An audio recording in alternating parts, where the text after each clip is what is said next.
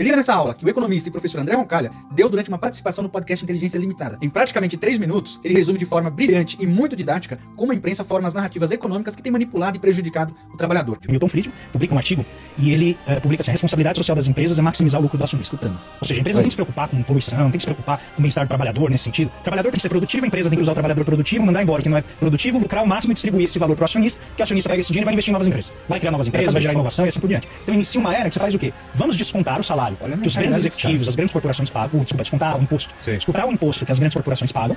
Porque elas vão fazer o quê, vida? Se sobrar mais dinheiro em caixa, elas vão investir. Investindo, elas vão gerar mais emprego. E aí o trabalhador está reclamando que o salário dele está baixo, vai ter uma maior demanda pelo trabalho dele, vai aumentar o investimento, aumenta o salário e todo mundo prospera. Essa é a teoria do gotejamento. Então, se você tirar o peso do topo, o topo vai fazer pingar prosperidade. E tudo mais. Isso. E aí nos anos 90, 2000 vem a era das startups, que são essas tentativas de você pulverizar o investimento. De qualquer maneira, o produto é o quê? O salário estagna e a produtividade cresce. Ou seja, os trabalhadores não se beneficiam disso. Hoje, então. E aí inicia então a disputa, a partir dos anos 2000, né, por retomar a participação do trabalho nessa distribuição. É do quem isso? É do Estado? Depende do país. Tem país como o Brasil, depende muito do Estado. Como que o Estado faz isso? Por exemplo, no caso dos governos Lula, subiu o salário mínimo em termos reais em mais de 40% ao longo do... É a única alternativa? Não, essa é uma. Mas você tem a outra que é o fortalecimento dos sindicatos. Só que nesse período, o que acontece nos sindicatos? Eles vão perdendo poder. E qual que é o papel do sindicato? Você tá com muito lucro. Tá na hora de repartir com a gente. Senão eu paro. E se eu parar, você vai perder mais do que se você compartilhar com a gente aquilo que a gente tá pedindo. E se do outro lado, a grande corporação tem uma corporação forte, a empresa, o executivo pensa 2 vezes. Porque se ele não der aquilo que o sindicato está pedindo, a empresa para e ele perde muito mais. Aí vem o ponto da primeira parte do livro. Como que essas demandas são retratadas na imprensa? Então chega na imprensa, o sindicato dos trabalhadores faz demandas razoáveis para melhorar a qualidade de trabalho, garantir, né, o salário real constante, corrigido pela inflação e tal, ou aparece assim: para os sindicatos paralisam e isso vai ter impacto na inflação. Assim. Exatamente. A maneira como o tema é retratado é também a expressão da distribuição de poder.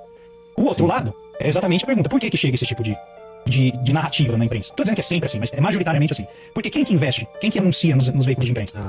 Não é o sindicato dos metalúrgicos, não é o sindicato, né, dos motoboys. Não, são as grandes corporações. Eles vão fazer uma matéria dizendo o quê?